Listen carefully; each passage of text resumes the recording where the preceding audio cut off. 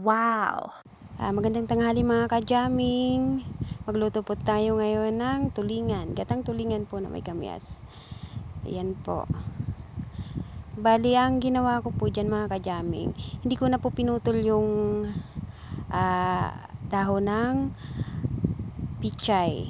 Sinalansan ko po siya ka-jamming para po hindi dumikit yung balat ng isda po sa sa kawali. Ayan po. Para hindi rin po madurog ka-jamming yung dahon kasi medyo matagal po natin lulutuin yan mga ka-jamming. Ayan po, sinalansan ko muna ng ganyan. Pinailalim ko po muna sa kawali. Ayan. Mas paborito ko po kasi ka-jamming kapag hindi po pinuputol yung gulay. Pakasarap po isubo. Ayan po mga ka-jamming. Bali, may kasamang kangkong po yan ka-jamming, konti lang. Ayan, sinalansan din ko din po yung kangkong. Ayan. Ayan po, pinatong-patong ko. Sabay-sabay ko po yan niluto mga ka-jamming. Magkasama na rin po ang palasa. Ayan, inilalim ko po muna yung ka-jamming yung mga gulay. Ayan.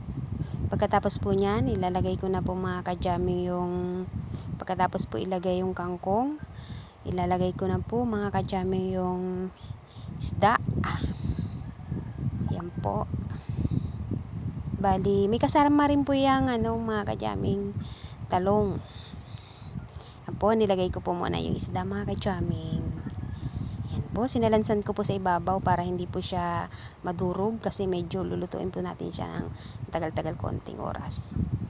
Ayan po, nilagay ko po muna sa gitna. Nilagay ko po ng hindi po didikit sa kawali mga ka-jamming yung isda para hindi po siya dumikit. Bali mga ka-jamming, pinagsama-sama ko na po lahat yan mga ka-jamming. Pinatong ko na rin po dyan sa mga gilid niya yung tsaka sa ibabaw yung talong ka-jamming. Yan. Pahaba na rin po yung pagkahiwa ng talong ka-jamming para po manuot yung lasa niya. Nilagay ko na rin po sa ibabaw. Sili po ka-jamming, naglagay po ako ng isa. Luya, naglagay po ako para po malasa, mawala po yung lansa niya mga ka-jamming. Nilagyan ko rin po yan ka-jamming ng isang buong malaking sibuyas po para po matanggal po yung mga sipon-sipon natin. Ayan po.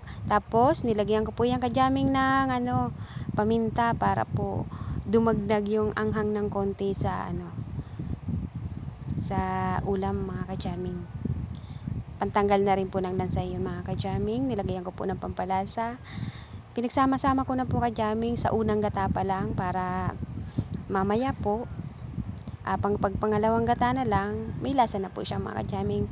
Nanuot na po yung lasa ng isda mga ka-jamming. Ayan po yung kamyas mga ka-jamming. Naglagay po ako ng 3 pirasong kamyas na hiniwa-hiwa ko din po pagitna paba. Ayan po, nilagay ko po, ikinalat ko po siya ka-jamming, saka ko po siya nilagyan ng unang gata. Yan po. Isasalang na siya ka-jamming, tapos yan, luto na mga ka-jamming, ready to eat na. Imumukbang ko po yan mamaya. Yan, luto na po. Salamat po sa pag-share, pag-heart, pag-comment, tsaka salamat po sa panonood mga ka-jamming. Sana po may natutunan na naman kayong isang bagong teknik sa pagluluto mga ka-jamming. Napakasarap po niyan mga ka-jamming, lalo na may kamyas. Yan po yung unang gata. Yan. Napakasarap po niyan pag tuyong-tuyo po sa gata. Hindi ko na masyadong pinatuyo mga ka-jamming kasi gusto po naman ka-jamming ng partner ko ay may sabaw-sabaw. Pero napakasarap po niyan kasi ang lasa po niya maasim-asim na manamis-namis tapos malinamnam kasi po sa gata. Yan. Yan mga ka-jamming, yung pangalawang gata nilagay ko na. Imumukbang po natin yan para po makita ninyo kung gaano kasarap. Salamat po.